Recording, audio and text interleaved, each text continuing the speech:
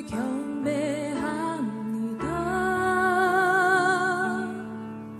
주 사랑하는 나의 마음을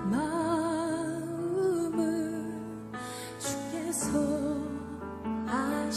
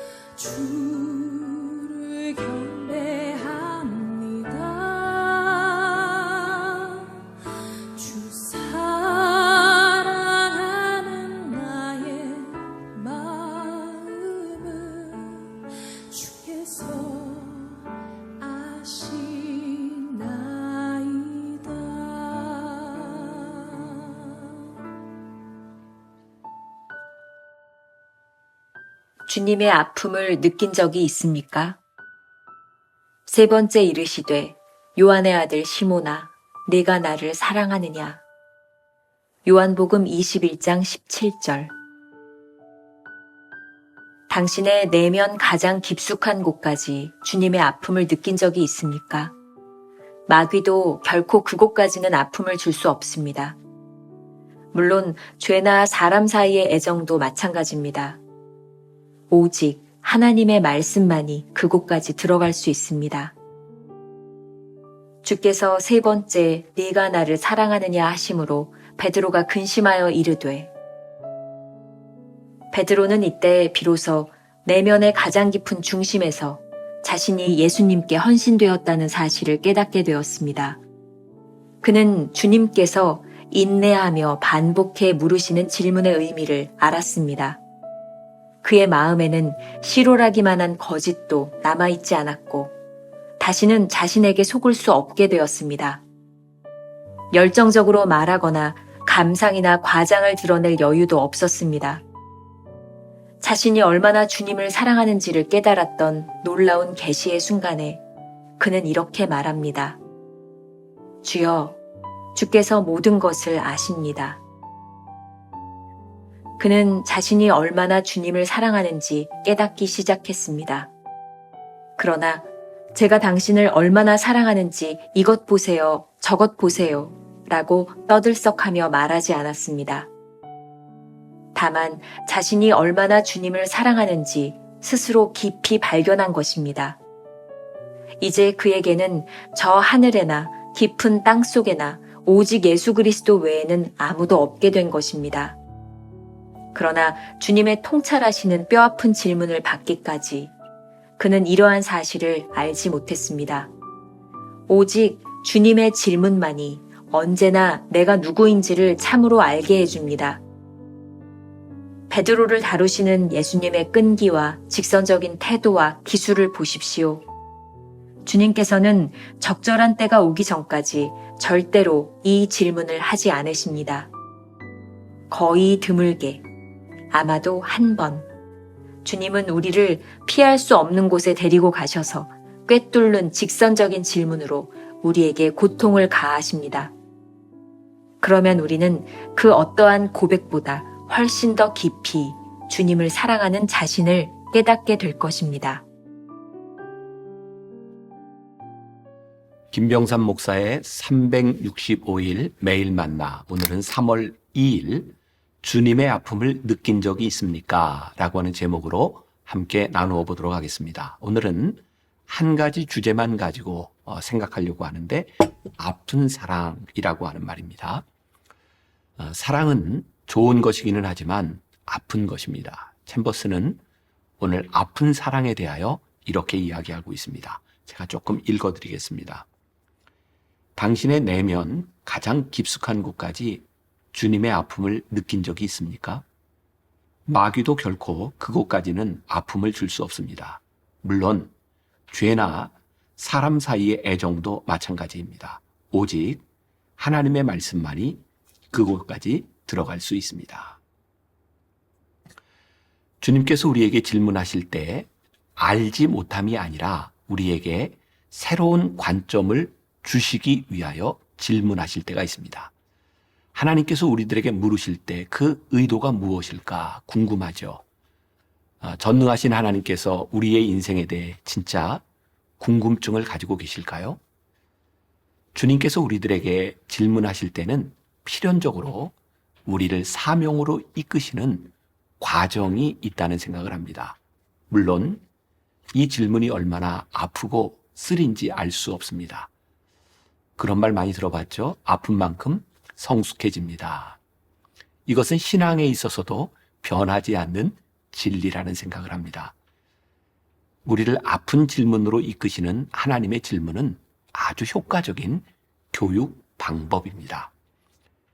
리더십의 대가인 존 맥스웰 목사님은 인생의 중요한 순간에 다시 물어야 할 것들이라는 책에서 질문은 꽉 닫힌 문을 여는 알리바바의 주문이다 라는 말을 했습니다. 질문자의 의도를 파악하고 그 질문에 대해 답을 하면서 성장하는 것이죠. 우리가 하나님께 질문을 던질 때는 인생에 풀리지 않는 수수께끼 같은 상황입니다. 그렇죠? 생각해 보세요. 하나님 왜? 하지만 하나님께서 우리들에게 질문을 던지실 때는 하나님의 마음을 알기 원하는 하나님의 소원이 숨어 있습니다. 오늘 본문이 바로 그렇습니다. 세 번째로 부활하신 예수님이 요한의 아들 시몬아, 내가 나를 사랑하느냐? 라고 물으셨을 때 베드로가 근심하여 말을 합니다. 여기에서 베드로가 근심한 이유가 무엇일까요?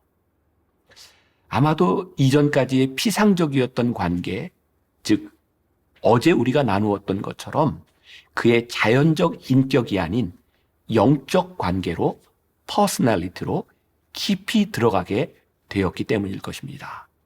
그가 한 말은 주여, 주께서 모든 것을 아십니다 라는 대답이었습니다. 이전의 두 번의 물음에 대한 베드로의 두 번의 대답에는 자랑스러움이 배어납니다. 챔버스가 그렇게 이야기를 하죠. 주님 보십시오. 제가 얼마나 주님을 사랑하는지 말입니다. 세상 사람들도 다 알 것입니다. 그런데 주님을 진정으로 사랑하고 나니 그런 자신감이 다 사라져 버렸습니다. 누군가에게 무엇을 증명할 필요가 없어졌습니다. 그저 주님만이 내 진심을 알아주시면 되는 것입니다. 이제 주님과 베드로 사이에 어떤 것도 개입할 여지가 없고 어떤 사람도 그 중간에 낄 필요가 없는 것이죠. 주님의 질문이 아프게 베드로에게 다가왔을 때 베드로는 비로소 자신이 주님을 얼마나 사랑하는지 알게 됩니다. 이런 예를 한번 들어볼까요? 사랑하는 남녀 사이에 종종 이런 질문을 던지죠. 자기 나를 사랑해? 얼마나 사랑해? 그때 우리는 그 사랑의 증거를 대기 위해서 분주하게 뭔가를 하죠. 그 사랑을 증명하기 위해 어떤 선물을 주고 무엇을 하고 어떤 행위를 하고, 그런데 정말 그런 것들이 사랑을 증명할 수 있을 것이라고 생각하나요? 어쩌면 그러한 시도를 하는 것 자체가 아직은 아닌 사랑은 아닐까. 그냥 제 생각입니다. 가장 깊은 대답은 잘 알잖아. 피상적인 대답이 아니라 깊은 곳에서 잘 알잖아. 어떤 것으로도 표현하지 않아도 가장 깊이 전달할 수 있는 것이 있다면 내가 나를 잘 알잖아. 그런 깊은 말이 아닐까요? 베드로의 마음을 아프게 했던 주님의 물음에 대하여 베드로의 최선의 대답이 그랬던 것 같아요. 주님, 아시잖아요. 이 고백으로 인해 주님과 베드로 사이에 깊은 인격적 관계가 형성되었습니다. 이제 다른 사람과도 아무 상관이 없는 오직 주님과의 관계 속으로 들어가게 된 것이죠. 이제 베드로는 자기가 주님을 얼마나 사랑하는지 사람들에게 증명하거나 떠벌릴 필요도 없어지게 된 거죠. 왜? 주님이 아시니까.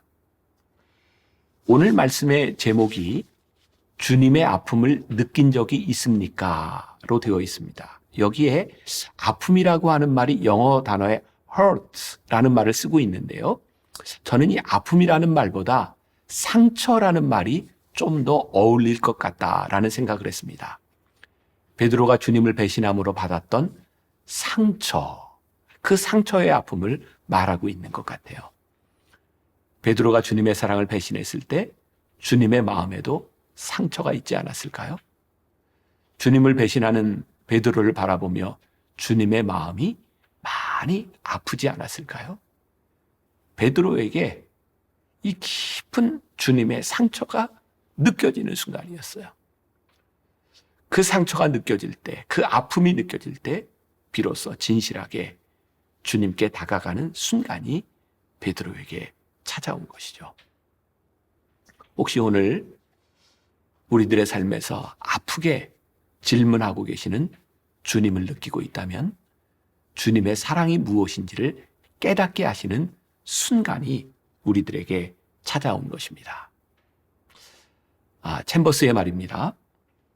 거의 드물게 아마도 한 번 주님은 우리를 피할 수 없는 곳에 데리고 가셔서 꿰뚫는 직선적인 질문으로 우리에게 고통을 가하십니다.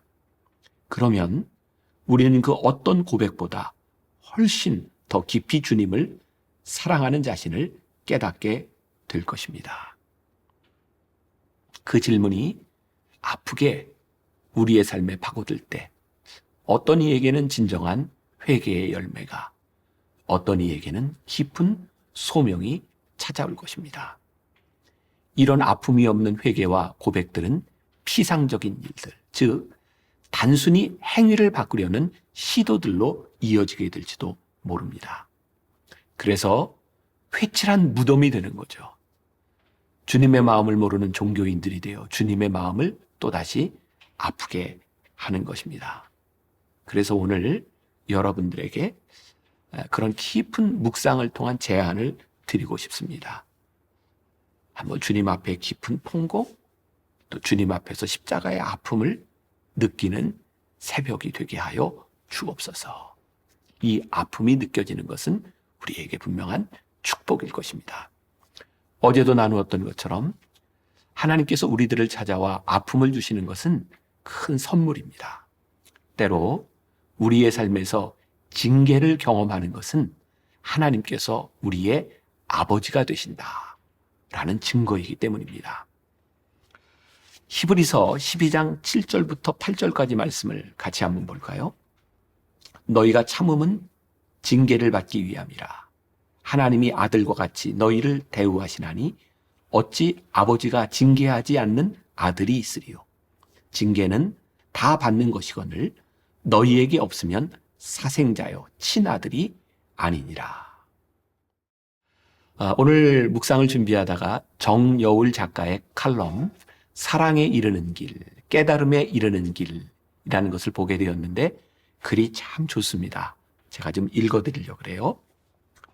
우리가 진정으로 철드는 순간은 언제일까? 내 경험으로 비춰보면 상대방을 내가 더 많이 사랑했을 때, 그럼에도 불구하고 그 사랑이 아깝거나 억울하거나 부당하다고 느껴지지 않을 때였던 것 같다. 어린 시절에는 친구끼리라도 내가 그 아이를 더 많이 좋아하면 힘들고 슬프고 외롭기까지 했는데 어른이 되고 나니 누군가를 진심으로 마음에 둔다는 것 자체가 내가 더 많이 사랑하는 것을 두려워하지 않는 것임을 알게 되었다. 모든 사랑에는 어쩔 수 없는 불평등이 있다. 누군가 더 많이 사랑하게 되어 있다. 완전히 똑같이 타오르고 완전히 같은 속도로 사그라지는 사랑은 없는 것 같다. 이게 진짜 사랑이라는 생각이 들어요. 주님의 뼈아픈 질문을 통해 우리는 주님을 깊이 사랑하는 자신을 깨닫게 됩니다. 이것이 그리스도인의 철드는 순간이 아닐까요? 그리스도인으로 철이 든 우리는 하나님을 향한 나의 사랑이 억울하거나 부당하다고 여기지 않고 주여, 주께서 모든 것을 아십니다. 그것으로 족합니다. 그것 때문에 감사합니다. 그렇게 고백할 수 있을 것입니다. 오늘 우리가 함께 기억할 한 줄 노트. 주님의 사랑이 아프게 느껴질 때 비로소 우리는 깊은 사랑의 관계 속으로 들어갑니다. 오늘 이런 질문으로 하루를 살아봅시다. 주님 사랑합니다 라는 우리의 고백이 너무 가볍지는 않았나요? 당신의 사랑으로 인해 오히려 주님의 마음에 상처를 드리지는 않았나요? 기도하겠습니다. 하나님, 오늘 묵상을 통해 아픈 사랑을 우리에게 말씀하십니다. 우리 때문에 아프고 상처받았을 하나님 아버지의 마음을 헤아리며 우리가 오늘 이렇게 기도했으면 좋겠습니다. 주님, 아시지요? 주님, 우리의 마음을 주님은 아시지요? 주님, 우리의 마음을 아시는 것만으로 우리는 족합니다. 주님의 아픈 마음이 우리들에게도 아프게 느껴지는 하루가 되게 하여 주옵소서. 예수님의 이름으로 기도했습니다. 아멘.